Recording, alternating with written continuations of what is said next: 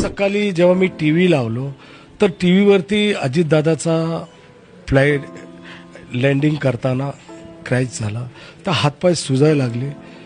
मग ब्रेकिंग न्यूजमध्ये पट्टी वाचली की पिंकी माली तिला 80,000 पगार होते.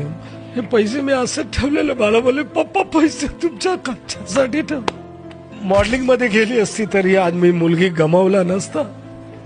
माझा हट्ट मला भारी पडला.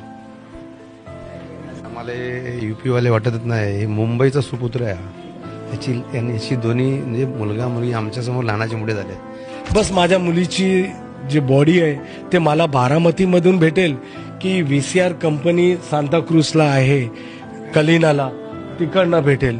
बस हीच अपेक्षा की त्याच्या दुर्दैव बॉडी आम्हाला सौ मिळावं हीच अपेक्षा. मला बोलायची, मला फोटो पाठवायची, सगळं VIP वगैरे लोक आंध्राचे असू द्या हे असं. मला लय प्राऊड की एक झोपडपट्टीमधली मुलगी एवढी प्रगती केली आणि एवढंच निघून जाईल 29 वयामध्ये हे वाटलं नव्हतं.